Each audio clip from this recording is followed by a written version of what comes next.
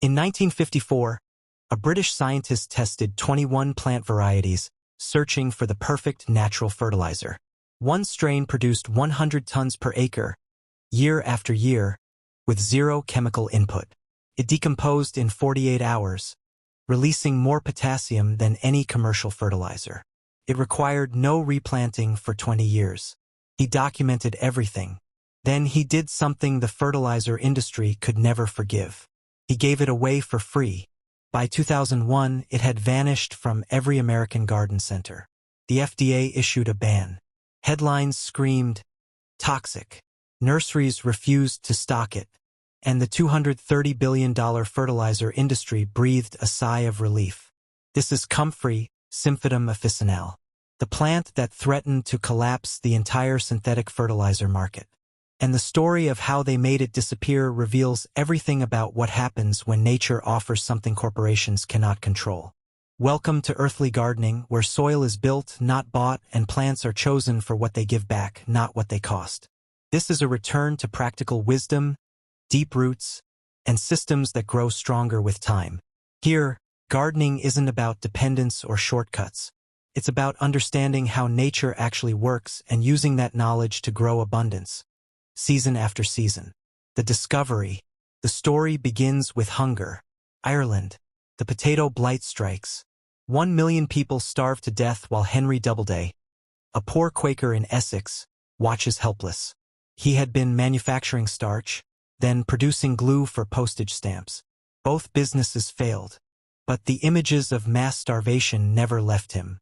In the 1850s, while searching for a new glue source, Doubleday wrote to the head gardener at the Royal Palace in St. Petersburg, requesting a specific Russian variety of comfrey. The plant's sticky roots made it promising for adhesive production. But fate intervened.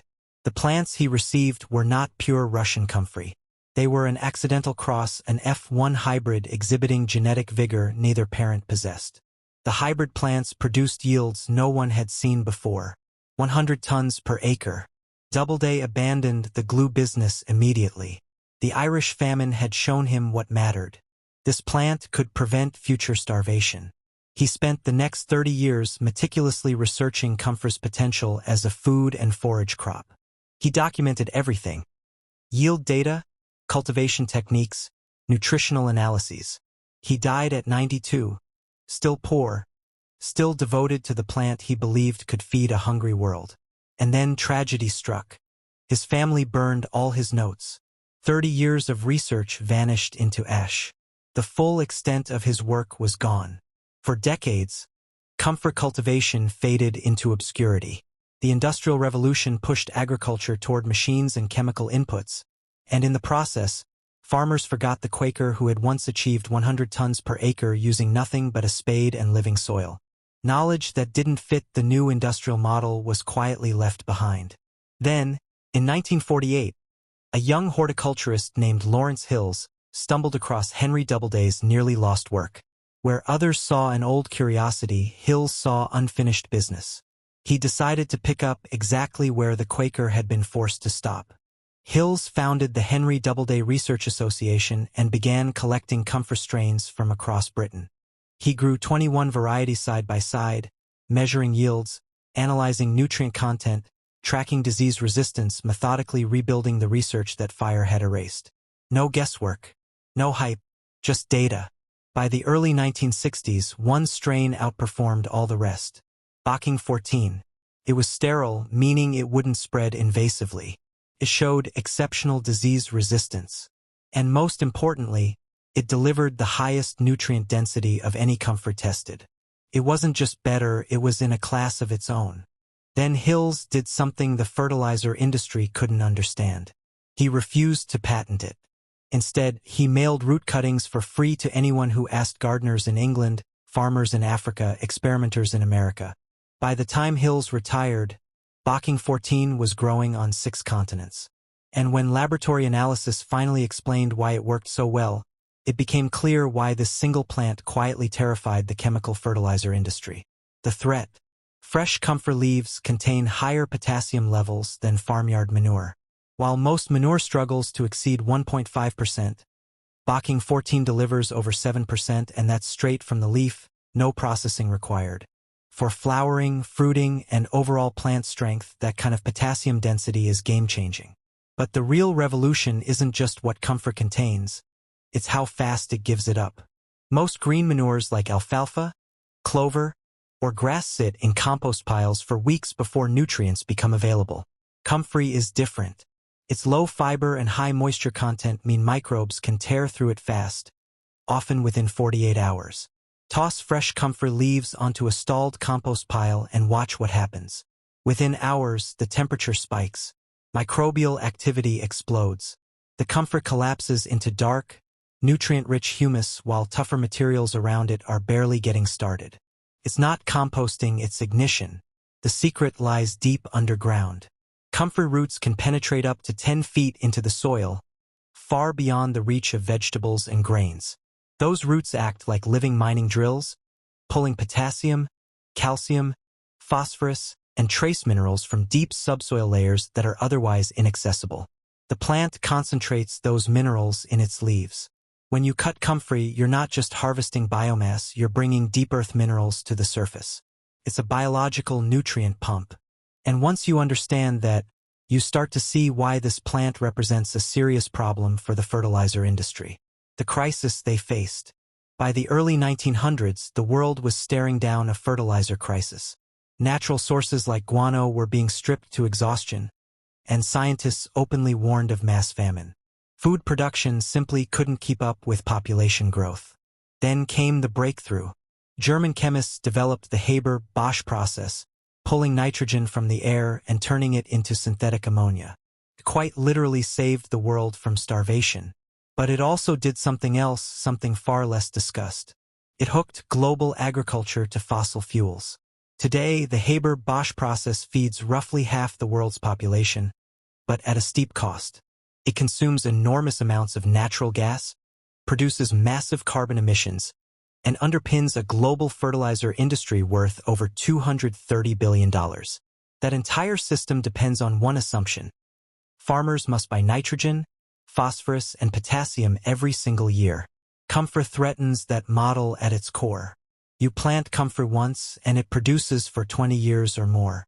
You need no fertilizer input because the plant is fertilizer. You need no irrigation after establishment because its 10-foot taproot taps deep moisture. You need no pesticides because virtually nothing troubles it. And most importantly, you make no annual purchase. If every farmer in Britain had followed Henry Doubleday's work, synthetic fertilizers would never have gained a foothold there. If every gardener in the 1950s had planted Bocking 14, commercial fertilizer sales would have collapsed before they truly began. The industry understood the implications. And that's why what happened in 2001 was not accidental but perfectly timed. The ban. July 6, 2001. The FDA issued a warning. Manufacturers are advised to remove Comfrey dietary supplements from the market. The reason itself was sound. Comfrey roots contain pyrrolizidine alkaloids, compounds that can cause liver damage if ingested in large quantities over long periods. On that basis, the FDA moved to ban internal-use products, pills, capsules, teas, and extracts. From a medical standpoint, that distinction made sense. But the headlines didn't make that distinction. Most people never read past the word warning. Garden centers saw the word toxic and quietly stopped stocking Comfrey altogether. Nurseries refused to carry it. Distributors dropped it from catalogs. The public heard liver damage and assumed the plant itself was dangerous to touch, grow, or even have in a garden. What no one bothered to explain was just as important as what was said. No one explained that using Comfrey as a fertilizer or mulch poses zero risk to humans. No one explained that soil microbes rapidly break down the alkaloids during decomposition. No one explained that gardeners were never ingesting it in the first place. The result was precise and devastating. Within 5 years, Comfrey had virtually disappeared from mainstream gardening. A plant Lawrence Hills had spent 4 decades researching, refining, and freely sharing was quietly erased not through force, but through fear and misunderstanding. And the timing is worth noticing. In 2001, natural gas prices were climbing. The fertilizer industry was consolidating into massive global conglomerates companies whose entire business model depends on farmers remaining permanently dependent on purchased inputs. And suddenly, the one plant that offered long-term, self-renewing independence was labeled too dangerous to sell. What they don't tell you. Meanwhile, Comfrey's performance hasn't changed one bit. Bocking 14 still produces up to 100 tons per acre. It still decomposes in about 48 hours. It still delivers over 7% potassium year after year, without inputs. Once established, Comfrey is nearly indestructible. It survives temperatures down to -30 degrees Fahrenheit, shrugs off drought, and thrives on marginal or compacted land where other plants struggle. And because Bocking 14 is sterile, it never becomes invasive. It doesn't spread by seed. It stays exactly where you plant its controlled abundance, waiting to be harvested. Cut the plant when it reaches about 2 feet tall, and within 4 weeks it's back. You can harvest it 5 times per season, roughly 20 tons per harvest. That's 100 tons every year, sustained for 2 decades from a single planting. Use the leaves as mulch around tomatoes and fruiting crops. Turn them into a liquid feed that rivals or outperforms commercial fertilizers. Drop them into compost piles to supercharge decomposition. Comfrey doesn't supplement fertility. It replaces it without buying, hauling, or applying anything ever again. The erasure. From 1845 to 2001, 3 different forces tried to erase Comfrey from agriculture. Time erased Henry Doubleday's original notes. Industrial agriculture erased the need for deep-rooted perennials. Regulatory confusion erased Comfrey from garden centers and seed catalogs. But none of those erasures changed the math. The fertilizer industry generates billions by selling inputs you must purchase every single year. Natural gas companies profit when agriculture depends on massive synthesis plants. That entire system survives on one assumption that fertility is something you buy, not something you grow. Comfrey breaks that assumption. Cannot be patented. Cannot be genetically modified to force annual purchases. And it cannot be controlled because it regenerates from a single root fragment and keeps producing for decades. Lawrence Hills understood this better than anyone. That's why he gave Bocking 14 away for free. He knew that for Comfrey to survive, it had to be decentralized, passed hand to hand, gardener to gardener, impossible to monopolize, impossible to shut down. And that's why, even after more than a century of erasure, Comfrey is still here quietly waiting for people to remember what it can do. The underground. Walk through any permaculture garden today, and you'll still find it. Quietly thriving at the edges, tucked near compost piles, lining paths and food forests. The people who grow it understand something most modern systems ignore. That 100 tons per acre costs nothing when a plant produces for 20 years. They understand that real fertility doesn't come in bags or trucks. Comes from deep roots. Comfrey isn't extinct. It's underground literally and metaphorically. Bocking 14 still exists.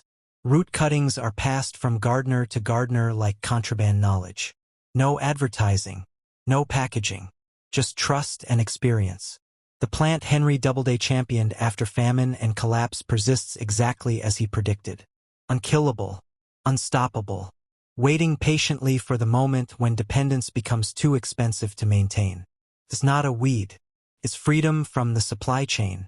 It's fertilizer that costs nothing forever. And the fact that a $230 billion industry has spent more than 150 years ensuring most people never hear its name tells you everything you need to know about how powerful it really is. The question. Comfrey is waiting. Not in catalogs. Not in glossy ads. But in living soil it passed quietly from hand to hand, root to root. The only real question is whether you'll plant it, whether you'll choose a system that builds fertility year after year, or keep relying on one that must be purchased, reapplied, and replaced. One decision gives you decades of abundance from a single planting. Comfrey doesn't ask for much, but once it's in the ground, it changes everything. If this story opens something for you, subscribe to Earthly Gardening and hit the notification bell. Every like, share, and comment helps preserve knowledge that powerful forces once tried to erase. Stay tuned. More forbidden garden secrets and time-tested techniques are coming soon. Your garden and your independence are about to get a lot richer.